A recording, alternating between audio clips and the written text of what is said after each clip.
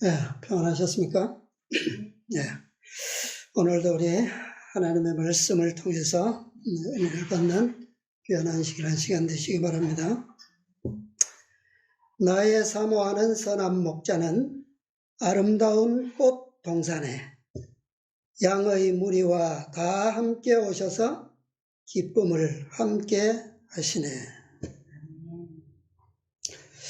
오늘 이 찬미의 가사와 조화되는 한 말씀을 통해서 은혜를 받겠습니다. 다 함께 에스라서에 있는 말씀 보겠습니다.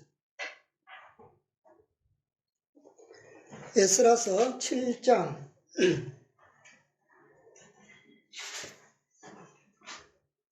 에스라 7장 10절로 13절에 있는 말씀입니다.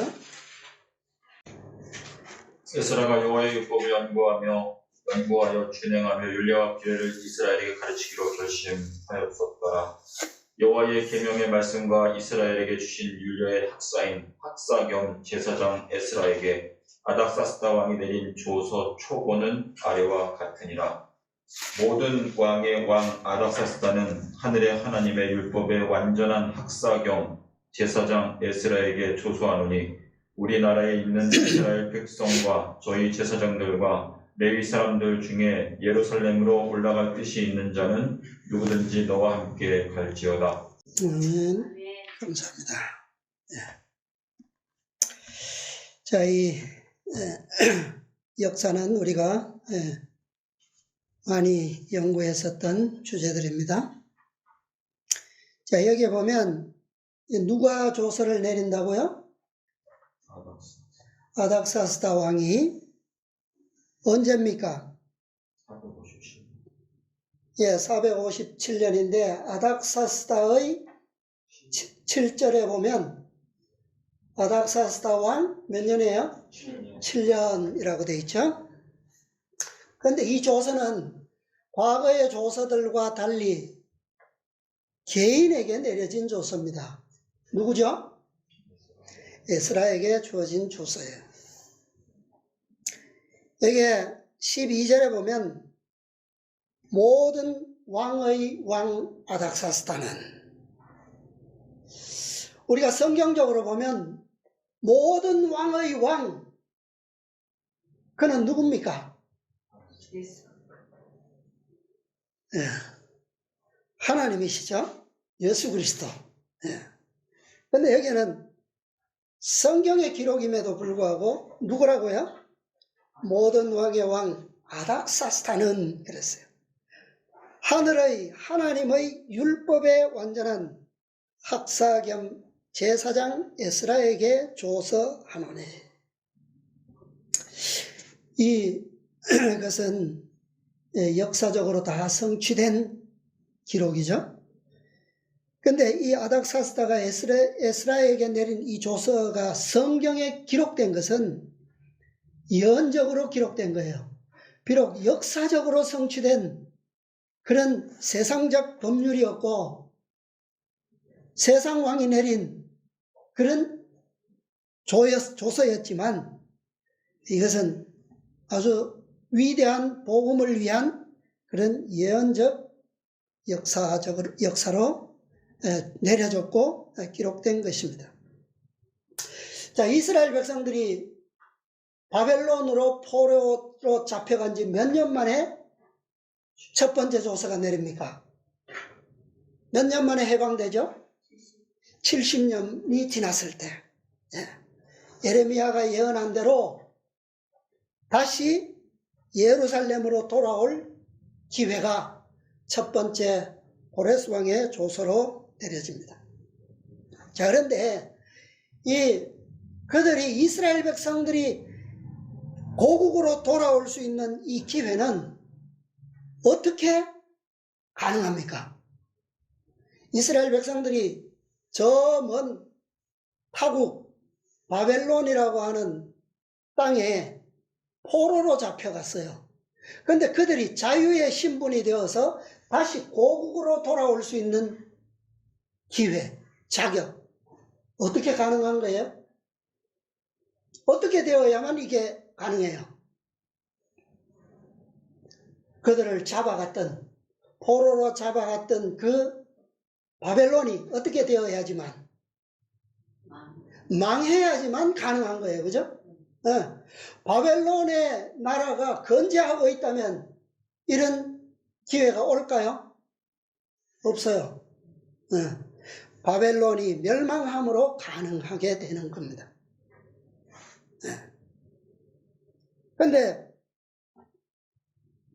근데 이 바벨론이 멸망하고 누가 왕이 되죠? 다시 그 권세를 잡은 사람이 누굽니까? 메대와 페르시아의 연합군에 의해서 바벨론은 멸망되었지만 다리오가 왕이 되었으나 금방 죽고 고레스가 왕으로 즉위하자 이스라엘은 이제 이 왕이 내리는 법적 조서를 통해서 고향으로 돌아올 수 있는 자유의 신분을 얻게 된 것이죠. 자, 이것은 우리가 일찍이 연구해서 아는 것처럼 이것은 고레스 왕의 조서는 누구를 표상하는 겁니까? 누구를 표상하는 인물이에요? 그리스도를 표상하는 왕이죠. 고레스는. 이사야서에 그것이 잘 예언적으로 고레스를 기록하고 있습니다. 이것은 그리스도를 통하여 성취될 복음의 역사를 예언적으로 미리 보여준 거예요. 역사를 통해서. 그래서 이 역사는 역사이기도 하지만 예언이에요. 그리고 자, 고레스 왕의 조서는 언제 내려졌습니까? 고레스 몇 년이에요? 고레스 몇 년입니까? 원년이죠, 원년. 그죠? 뭐 우리가 쉽게 이해하면 성경적인 거는 원년과 제1년이 따로 구별되어 있지만 우리가 이해하는 바로는 고레스가 왕이 되고 원년이니까 그의 1년이죠. 그죠? 제1년에 조서가 내려졌어요. 그 다음에 두 번째 조서는 누가 내립니까? 다리오 왕이 내리죠. 다리오 왕의 조서의 내용은 뭐예요? 멈추어졌던, 중단되었던 성전을 뭐하라고요? 다시 건축하라는 거예요. 그래서 다리오 왕 몇 년에 성전이 준공됩니까? 6년이에요. 다리오 왕 6년 아달을 12월에 성전이 준공됩니다. 그 다음에 세 번째 조서가 내리는데 이게 마지막 조서예요. 아닥사스다 왕을 통해서 내릴 조서인데 이 조서의 내용은 뭡니까? 오늘 읽어본 바대로. 자, 뒤에 또 첨가해서 우리가 읽겠지만 이 조서의 핵심은 뭐냐면 누구에게 내렸다고요? 어떤 사람에게? 에스라가 어떤 사람이었어요? 12절에 보면 하나님의 율법의 어떤 사람? 완전한 학사 겸 제사장. 이전에 두 번의 조서와는 내용이 다른 특별한 언급이 있는데 그것은 13절이에요. 우리나라에 있는 이스라엘 백성과 그 다음에 뭐가 추가됐어요? 저희 제사장들과 그 다음에 레위 사람들 중에 예루살렘에 올라갈 뜻이 있는 자는 누구든지 너와 함께 뭐하라? 갈지어다. 이게 아닥사스다 조서의 세 번째 마지막 조서의 핵심이에요. 누가 올라가는 것이 그의 뜻이에요? 제사장들과 레위인들이 올라가야지만 이 조서가 성취가 되는 거예요. 자, 이것은 이전에 조서의 내용이 없던 내용입니다.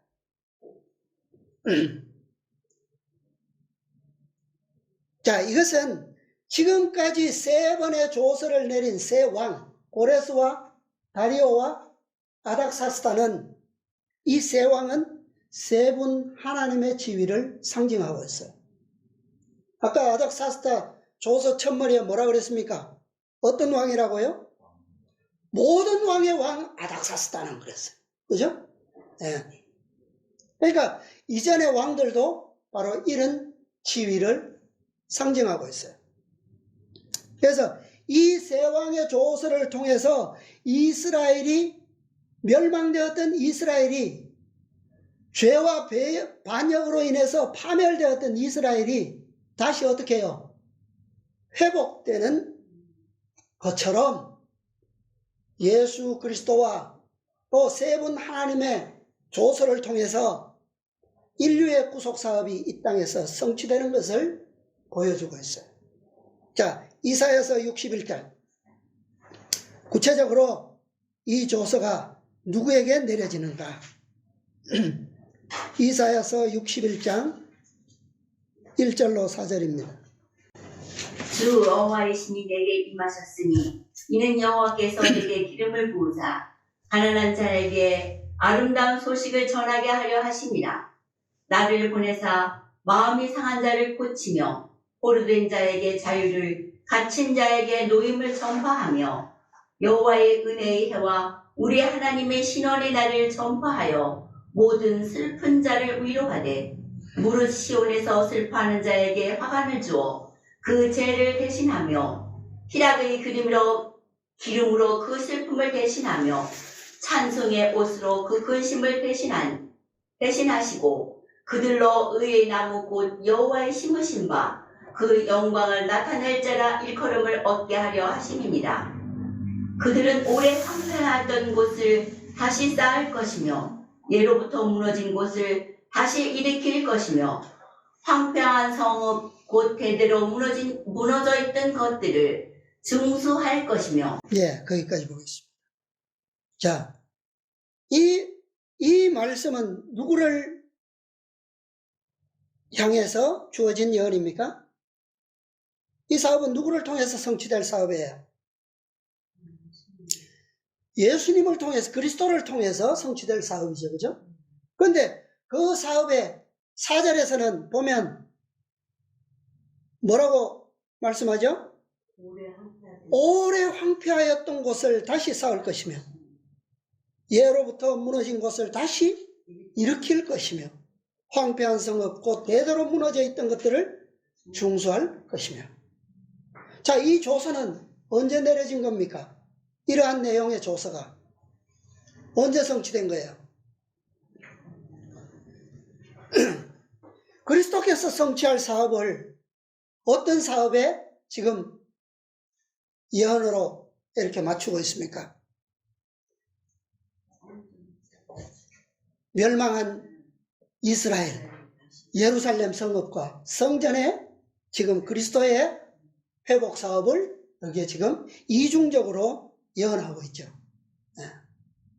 세 분 하나님의 말씀의 대표자로서 그리스도께서 이 땅에 오셨습니다. 그리고 그분 안에서, 그리스도 안에서 아버지와 성령께서 함께 이 역사를 어떻게 하셔요? 함께 역사하고 계시죠.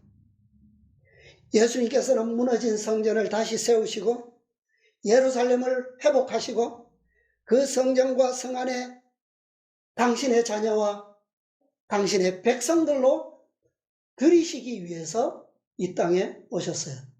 그렇죠? 네. 그리고 그분께서는 친히 그 성전과 다시 세우시고 회복된 중건된 그 도성과 성전의 통로가 되시고 문이 친히 되셨어요. 그것을 선포하셨습니다. 그렇죠? 내가 뭐라고요? 나는 양의 문이다. 어떤 문이에요? 어디로 가는 문입니까?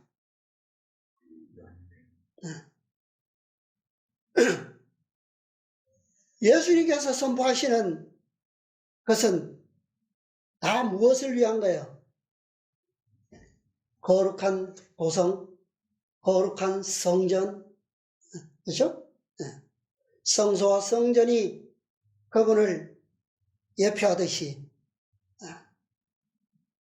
결국 그 지상의 성막과 또 고정화된 그 성전은 무엇을 상징하는 겁니까?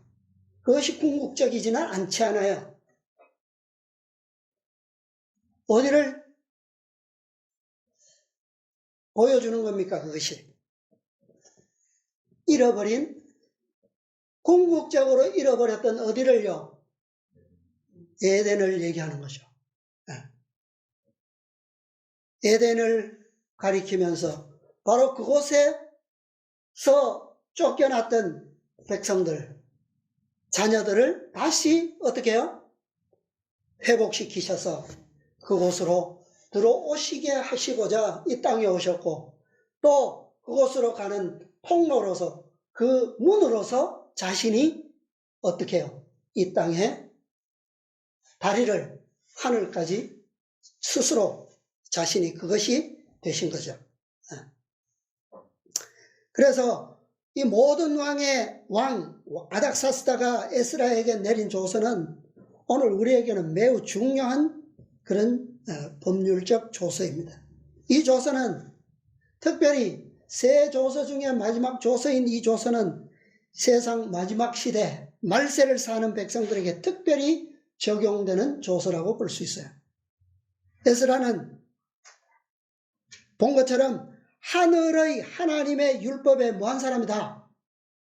완전한 사람, 완전한 학사 겸 제사장이다. 자, 아까 우리 교과 시간에 바나바가 어떤 사람이라고요? 어떤 출신이라고요? 레위족 출신이다. 왜 그가 사울과 교회와 연결시키는, 베드로와 사이에 연결시키는 역할을 왜 그가 했느냐? 이유는 한 가지예요. 그가 어떤 출신이기 때문에? 레위족이기 때문에 그게 의미가 있는 거예요. 마지막 시대에 하나님의 백성들을 하나님과 연결시키는 그 다리 역할은 누가 되어야 된다고요? 학사 겸 제사장. 결국 에스라가 가지고 있는 이 율법의 완전한 학사 겸 제사장. 자, 이 칭호에 가장 적합한 분이 누구예요? 에스라에게 주어진 이 칭호가 정말 그렇죠. 예수님이에요. 그죠? 네. 예수님만이 이 칭호를 받기에 가장 완벽하신 분이에요. 네. 자, 고레스의 첫 번째 조서에서도 많은 제사장의 무리들이, 레위인들이 예루살렘으로 돌아갔습니다. 약 5만 명이나 되는 무리들 중에 레위족과 제사장들이 많이 있었어요.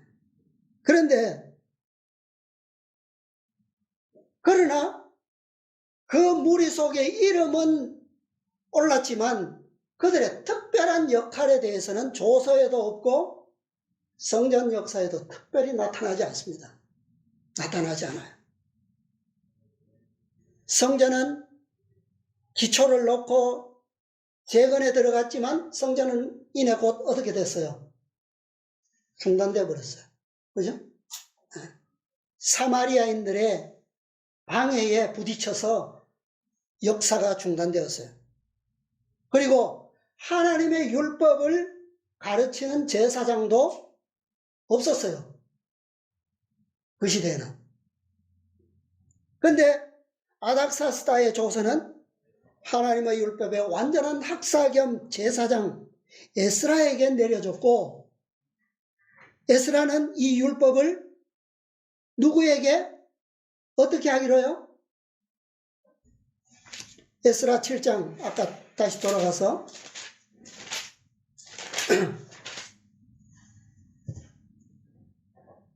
10절 어떻게 하기로요? 에스라가 여호와의 율법을 연구하여 준행하며 율례와 규례를 이스라엘에게 뭐 하기로? 가르치기로 뭐 했더라? 결심하였더라. 예, 결심.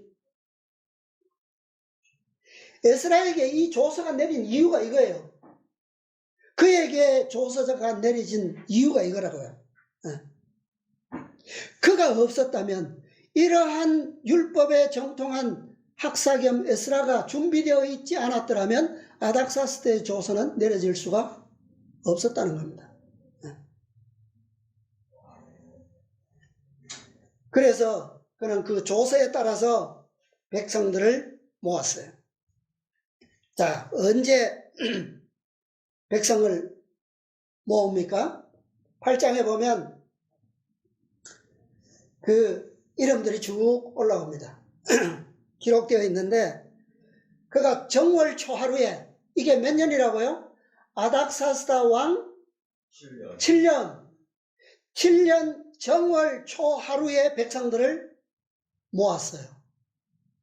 보니 누가 없습니까? 레위 족속에 아무도 없어요. 한 사람도 없는 거예요. 3일 동안 살펴봤는데. 자, 8장 15절로 20절 보겠습니다. 내가 무리를 아하와로 흐르는 강가에 모으고 거기서 3일 동안 장막에 유하며 백성과 제사장들을 살핀즉 그 중에 레위 자손이 하나도 없는지라.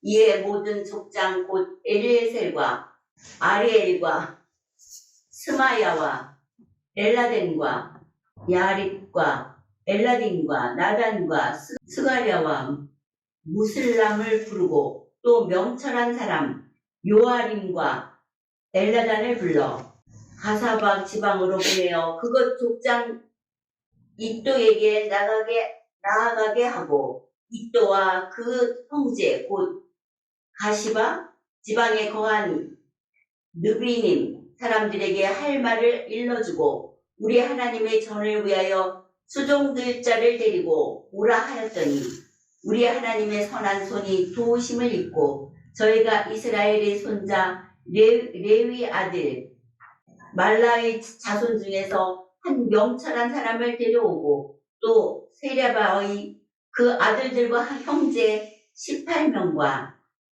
하사바와 무라리 자손 중 여사야와 그 형제와 저희 아들들 20명을 데려오고 또 느비님 사람 곧 다윗과 백성들이 주어 레위 사람에게 수종들게 한 그 느비님 사람 중 220명을 데려왔으나 그 이름이 다 기록되었느니라. 예, 데려왔으니 그 이름이 다 기록되었느니라.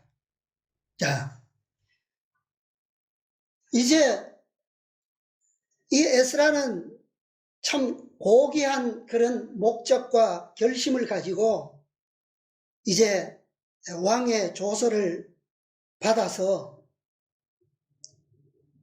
고국으로 돌아가서 다시 예루살렘과 이스라엘을 완성시키기 위해서 돌아갈 백성들을 모았는데 3일 동안을 살폈는데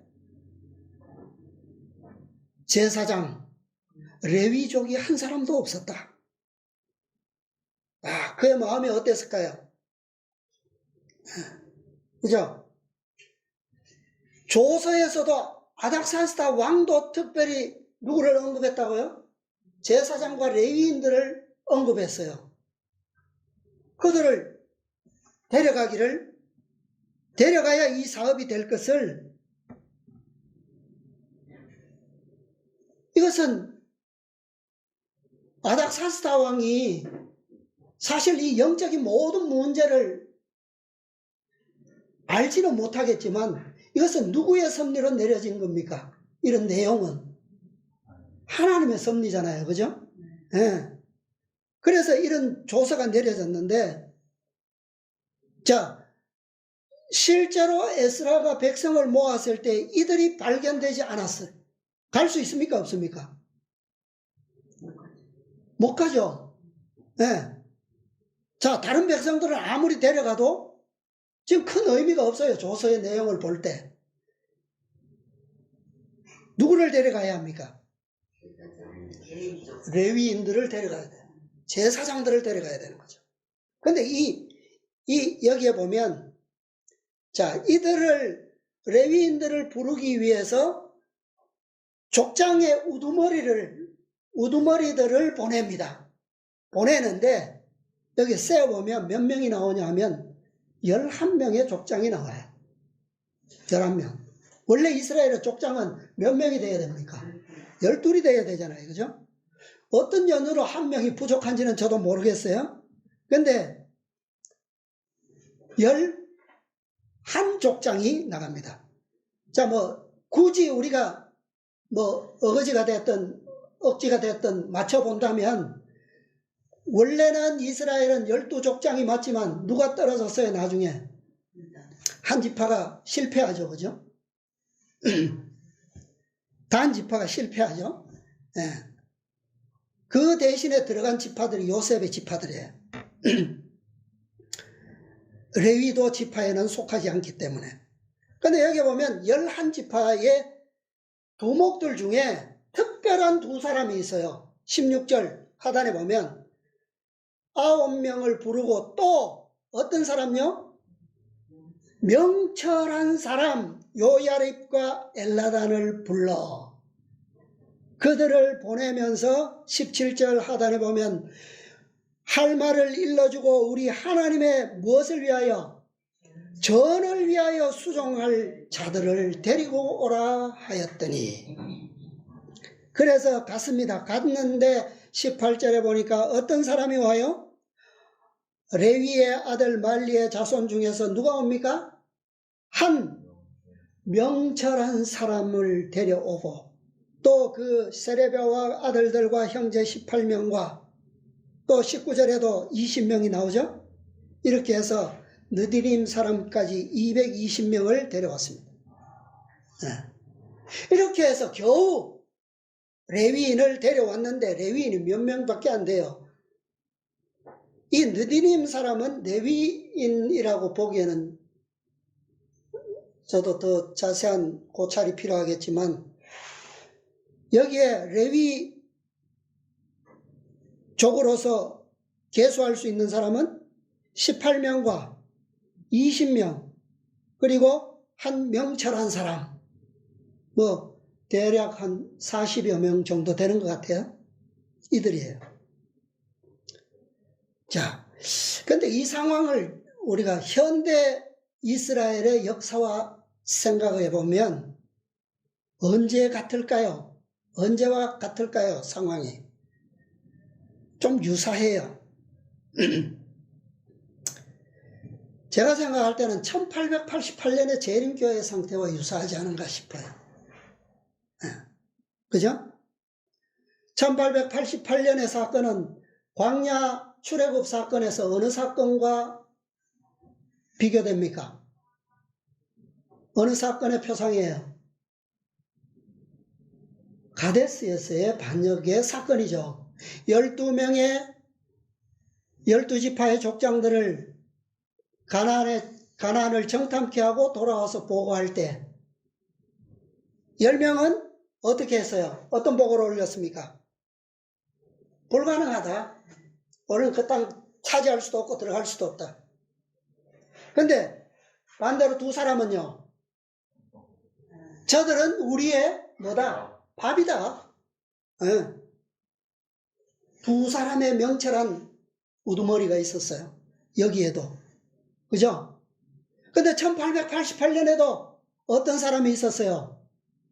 세계 지도자들이 모인 그 총회석상에 어떤 젊은 명철한 두 사람이 있었죠. 누굽니까? 존스와 와그너가 이 명철한 기별을 가지고 왔어요. 근데 이 두 사람을 부르는 자체가 어떤 목적을 위해서요? 아까 읽었죠? 10. 전에 뭐 할 자들을 17절에 우리 하나님의 전을 위하여 수종할 자들로.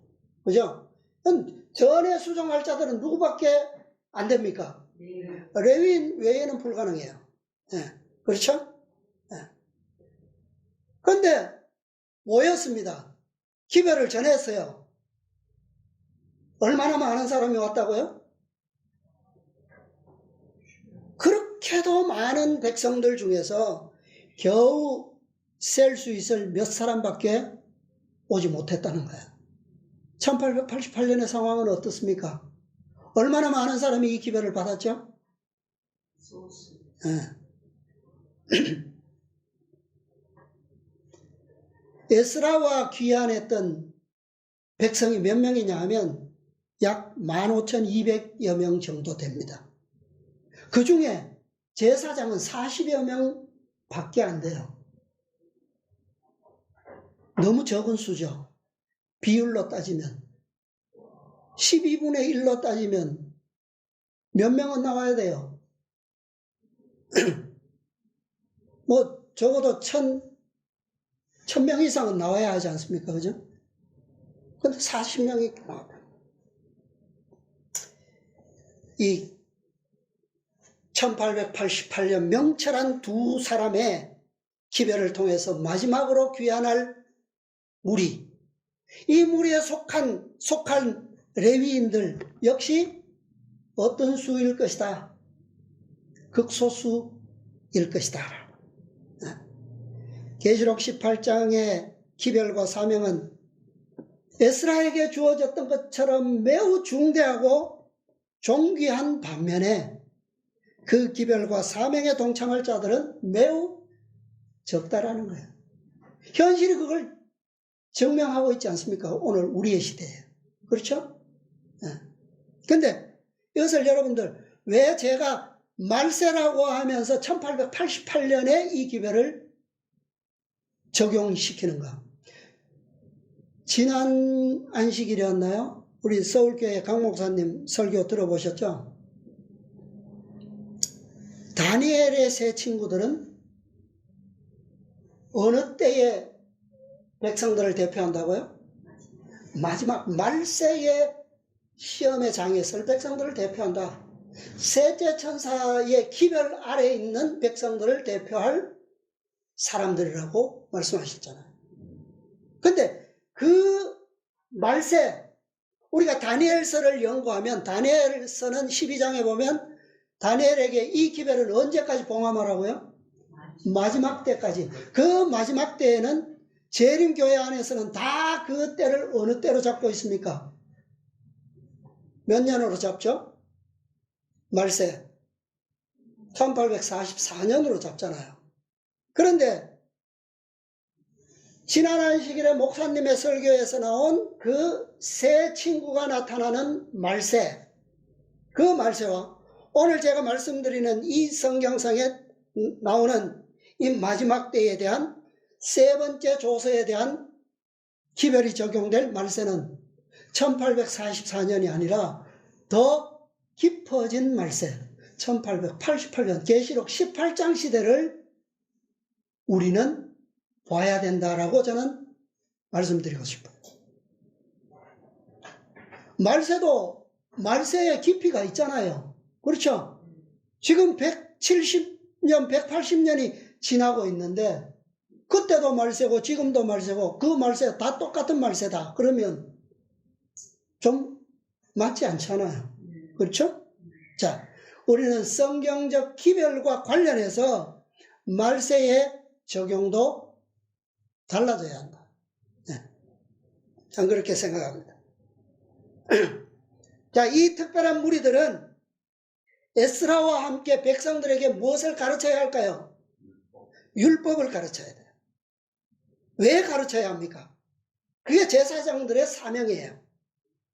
성전은 재건되었고 뭐가 필요합니까? 이제는 그 성전에 뭐 할 자들이 필요해요? 봉사할 자들이, 전을 섬길 자들이 필요한 거예요. 그죠? 그래야지만 성전의 재건에 의미가 있는 거잖아요. 그것이 되어야지만 예루살렘의 회복도 의미가 있는 것이고, 그 성의 도성에 살 백성들도 뭐요? 중심이 있어서 그 나라의 백성으로서 의미가 있는 거예요. 그렇죠? 만약에 이 제사장의 무리가 없다면, 그들이 율법을 가르치지 않는다면, 아무리 성전 재건하고 도성을 회복했어도 그 도성은 또다시 어떻게 될까요? 또다시 과거 이스라엘이 그랬던 것처럼 또다시 무법, 불법으로 돌아가지 않겠어요? 그렇죠? 왜? 하나님의 법이 없는데, 법을 가르치는 제사장들이 없는데, 또 도성은 무너질 것이고 백성들은 파멸할 것입니다. 그렇죠? 네. 자, 그래서 이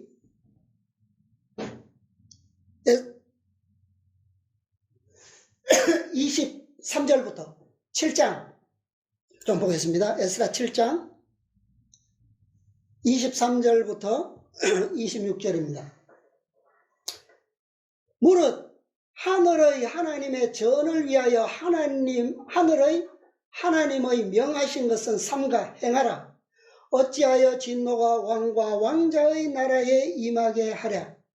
내가 너희에게 이르노니, 누굽니까? 에스라에게 이르노니 제사장들이나 레위 사람들이나 노래하는 자들이나 문지기들이나 느디님 사람들이나 혹 하나님의 전에서 일하는 자들에게 조공과 잡세와 부세를 받는 것이 뭐하다? 불가하니라. 이들에게는 세를 받지 말라는 거예요. 이것은 에스라에게 내린 것이 아니고 강서편 모든 고지기들에게 조서를 내렸어요. 그죠? 내리면서 특별히 언급한 것이, 누구에게는 세를 받지 마라. 레위인들에게는 받지 마라. 왜? 그것이 원래 하나님의 명령이었어요. 그죠? 네. 하나님께서 명하신 것은 삼가 행하라 그랬어요. 에스라여, 그 다음에 에스라에게 또 조사합니다. 너는 내 손에 있는 내 하나님의 지혜를 따라 내 하나님의 율법을 아는 자로 유사와 재판관을 삼아 강서편 모든 백성을 재판하게 하고, 그 알지 못하는 자는 너희가 가르치라. 무릇 내 하나님의 명령과 왕의 명령을 준행치 아니하는 자는 속히 그 죄를 정하여 혹 죽이거나 정죄하거나 가산을 정몰하거나 옥에 가둘지니라 하였더라. 자, 이 내용은 언제 내용과 같습니까? 이 율법은 너무나 다 잘 아는 율법이죠. 그렇죠? 그런데 이 율법은 최초의 이 율법이 언제 적용되었습니까?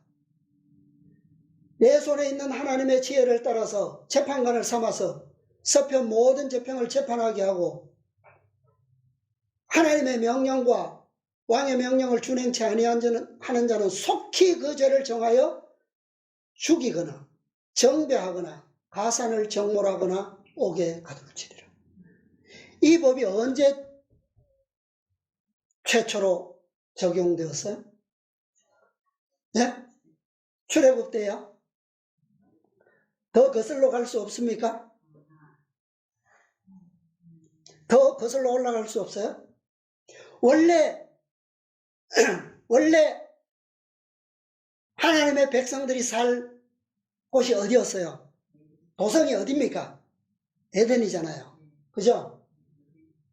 그곳에서 뭐 했어요? 이 명령을 준행하지 아니함으로 어떻게 됐습니까? 쫓겨난 거잖아요. 모든 것을 다 빼앗겼잖아요. 그죠? 네. 거기에 뭐가 있었다는 겁니까? 그러면 그곳에 율법이 있었다는 거죠. 율법. 자, 여기에 나오는 제가 이제 본론적인 이 단어를 좀 몇 가지 살펴보겠습니다. 자, 이 에스라에게 내려진 12절에 나온 하나님의 율법의 완전한 학사. 여기 하나님의 율법이라고 하는 것은 히브리어 원어로 다트입니다. 다트. 법령, 율법이에요. 그런데 이 율법은 우리가 흔히 율법이라 그러면 뭐죠? 성경적으로 볼 때 토라잖아요. 토라. 모세오경, 그죠? 모세오경 전체가 토라, 율법이에요. 예. 그런데 여기에 에스라에게 언급한 아닥사스다가 언급한 하나님의 율법, 이것은 토라가 아닌 다트예요. 다트. 뭐가 다른가?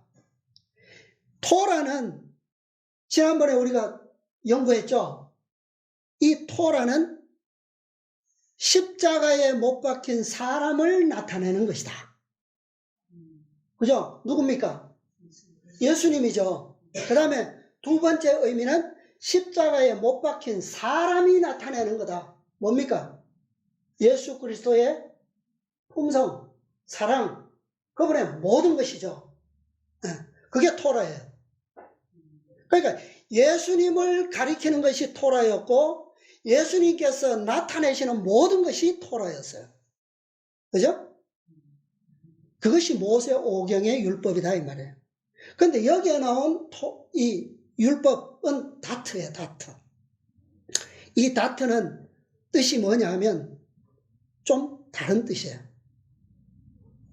언약의 문이다. 이 두 글자로 되어 있는데 달레트와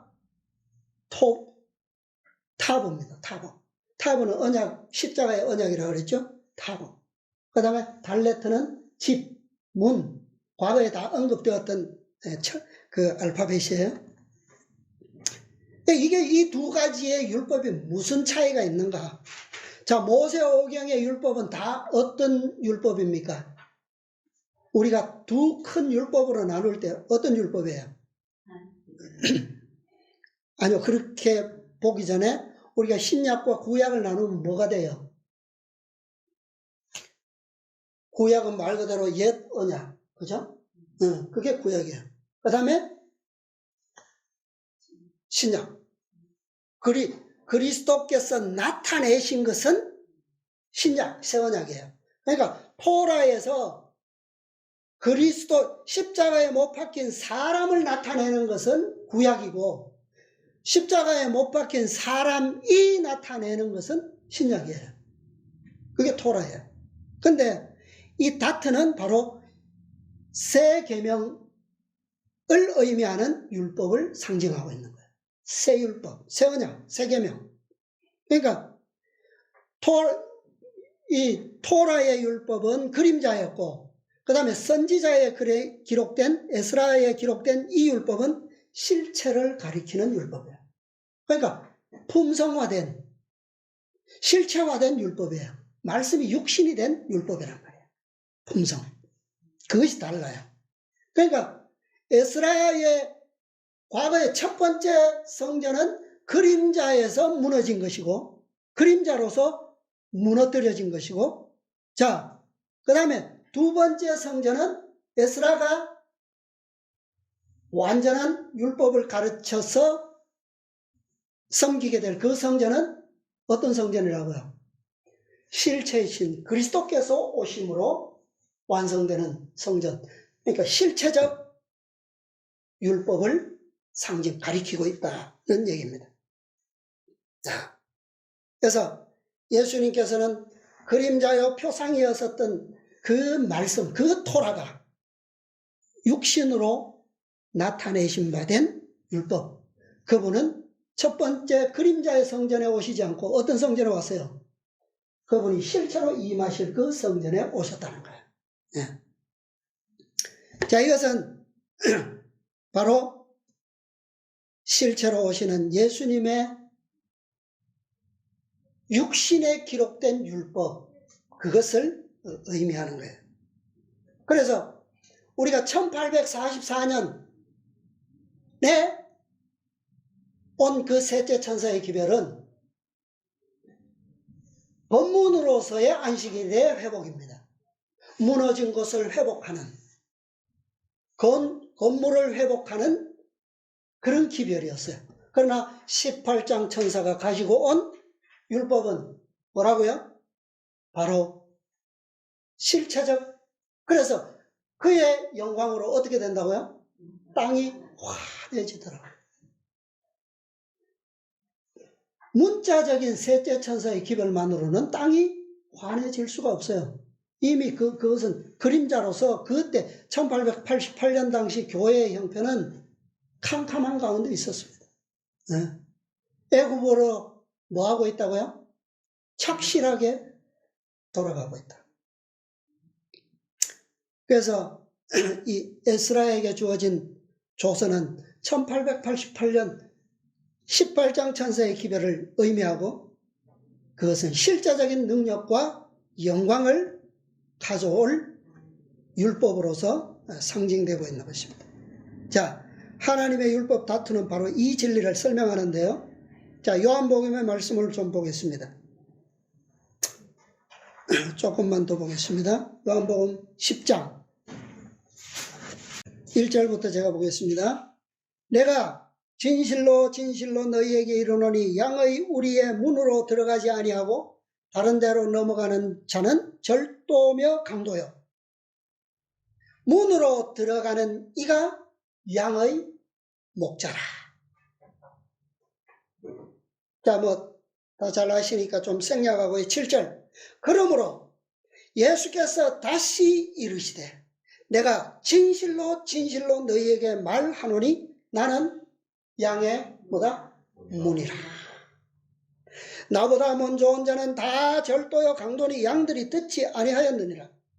내가 문이니 누구든지 나로 말미암아 들어가면 구원을 얻고 또는 들어가며 나오며 꼴을 얻으리라. 도적이 오는 것은 도적질하고 죽이고 멸망시키려는 것뿐이요 내가 온 것은 양으로 생명을 얻게 하고 더 풍성히 얻게 하려는 것이라. 나는 선한 목자라. 선한 목자는 양들을 위하여 목숨을 버리거니와 삭구는 목자도 아니요 양도 제 양이 아니라 이리가 오는 것을 보면 양을 버리고 달아나나니 이리가 양을 늑탈하고 또 해치느니라. 자, 이 말씀에 보면 그리스도께서 자신이 뭐라고요? 다트가 되신다는 것을 설명하고 있어요. 다트. 하나님의 율법이 되신다는 것을 선포하는 겁니다. 자, 아주 이 해설적으로 설명된 것이 바로 이 다트를 설명하신 것이 이 말씀이에요. 예수님께서 나는 양의 문이라고 말씀하시는 이 문은 하나님의 집을 의미하는 거예요. 하나님의 집, 성전. 이 문을 의미하는 거예요. 자, 하나님의 집으로 들어가는 통로, 성전으로 들어가는 통로, 문. 그것이 누구라고요? 그리스도 자신이라는 거예요. 그죠? 네. 우리가 과거에도 성막의 그 휘장, 문이 둘로 갈라지면서 자신의 몸을 찢으심으로 문을 열어주셨던 것을 우리가 반복해서 연구해 왔습니다. 자, 여기에 나오는 이 문은 헬라어죠. 신약이니까 헬라어로 뒤라인데 뒤라. 문이라는 말이에요. 입구, 문. 근데 이 뒤라는 히브리어 어떤 원어의 역어냐 하면 페타흐와 달레트 이 두 히브리어의 역어가 바로 뒤랍니다. 근데 달레트는 페타흐보다 더 구체적인 의미로 사용됐어요. 그것은 바로 그러니까 일반적인 문과 문, 출입구 뭐 이런 것으로는 페타흐 그냥 일반적인 문이라는 얘기예요. 근데 달레트라고 하는 이 문을 가리킬 때는 반드시 하나님의 집, 하나님의 성전, 아주 구체적인데 이 단어를 쓰고 있다는 겁니다. 그래서 예수님을 통하지 않는 문, 그 문은 어떤 문도 하나님의 도성으로 통할 수 없다라고 하는 것을 말하고 있어요. 그 다음에 11절에 보면 나는 뭐라고요? 나는 선한 목자다. 양들을, 그러니까 양우리의 문이신 동시에 그 양들을 그 문으로 인도하시는 목자도 누구라고요? 그분이시라는 거예요. 네. 그러니까 그분을 통하지 않는 것도 하나님의 도성 성전으로 들어갈 수 없거니와 그분으로 말미암아 인도하지 않는 문도 그곳으로 들어갈 수가 없다는 거예요. 그죠? 이것이 다 맞아야 돼. 이것이 바로 이 학사에게, 제사장 에스라에게 주어진 율법의 법칙이에요. 원칙이에요. 기초. 네. 왜? 여기서 예수님께서 목자라고 할 때 어떤 표현을 썼습니까? 어떤 목자라고요? 선한 목자다. 선한 목자. 왜 선한 목자냐? 요한복음에는 이 강도와 절도와 비교되는 참목자로서 설명하셨지만 우리가 더 여기에 나온 이 원어적 의미로 살펴보면 분명해져요. 자, 선한, 이것은 이 헬라어로 칼로스예요. 칼로스. 선하다, 좋다, 아름다운 이런 말이에요. 고상한. 근데 이것은 히브리어 토브의 역어입니다. 토브. 히브리어로는 토브. 근데 이 원어의 의미는 뭐냐면 하나님의 뜻에 일치하는 것을 의미하는 거예요.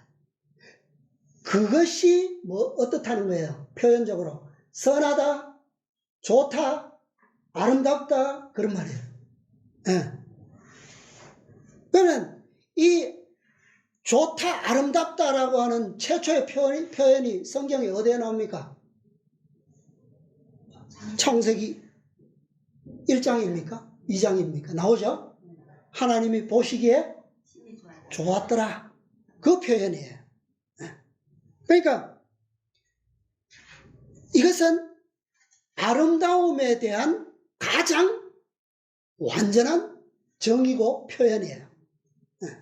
그래서 여기에 나는 선한 목자다라고 표현한 그 말씀의 정의는 이걸 의미하는 거예요.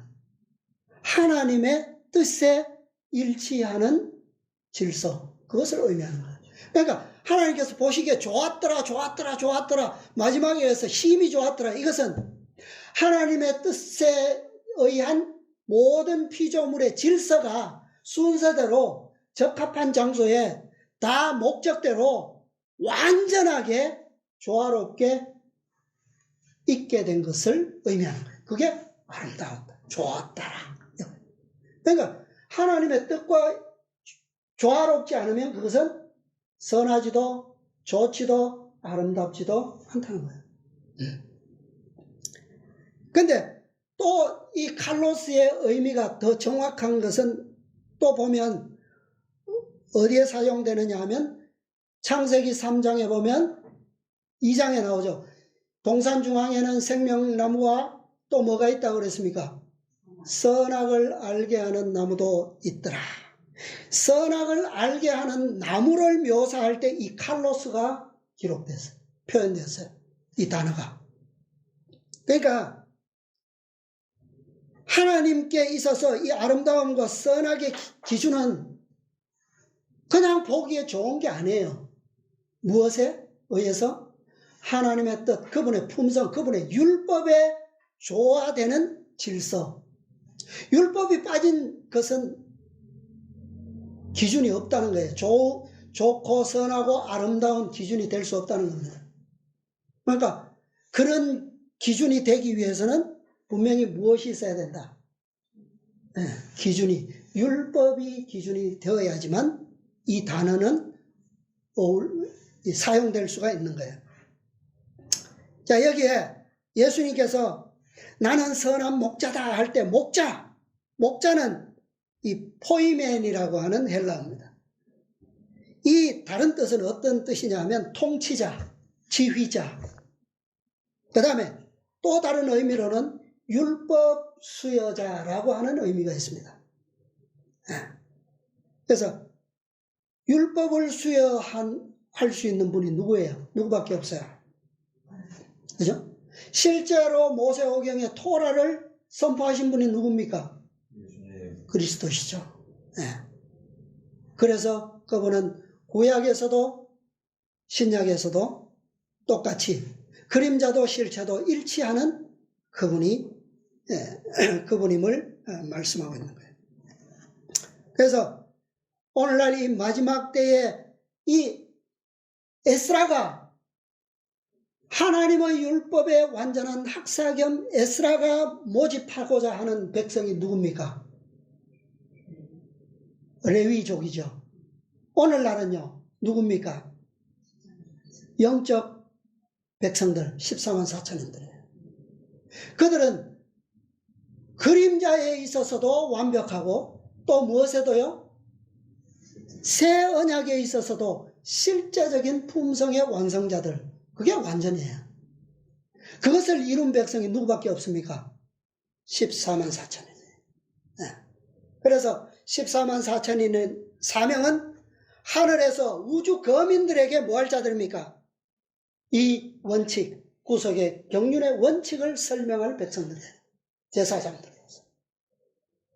이는 왜요? 왜 이들이 필요합니까? 다시 뭐 하지 않도록? 파멸되지 않도록, 쫓겨나지 않도록, 땅이 저주를 받지 않도록.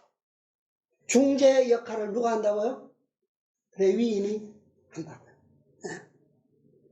그래서 죄와 멸망과 저주로부터 모든 피조물들을, 회복된 피조물들을 안전하게 보존하기 위해서 택한 백성들이 바로 14만 4천입니다.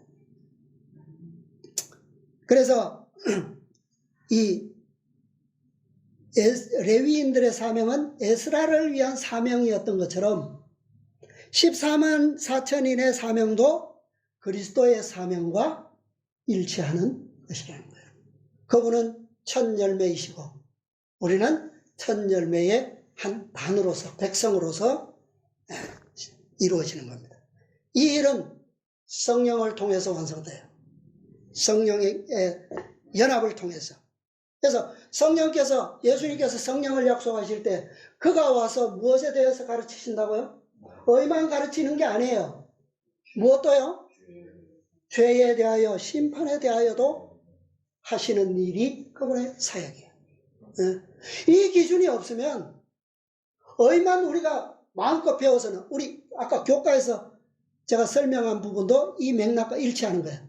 모세가 저 호렙산 하나님의 산에 아라비아 땅에 광야에 가서 하나님을 배웠지만 무엇은 알지 못했어요?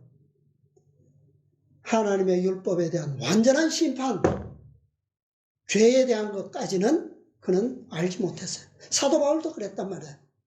그가 다메섹 석상에서 자기의 모든 신학이 잘못됐다는 것은 깨닫고 돌이키기는 했지만, 그리고 3년 동안 아라비아 호렙산에 가서 배웠지만 진실로 그의 품성이 변화되는 것은 어디에서요? 선교 여행 다니면서 내 것이 다 배설물이구나 깨달은 거예요. 우리의 경험도 그렇게 배워져야 돼요. 이 백성들이 바로 14만 4천인들이고 그들은 흠과 점이 없는 백성들이다. 모두 우리가 믿음으로 이 마지막 위대한 기별과 사명에 대하여 우리가 믿음으로 참여하시고 정말 이 고상한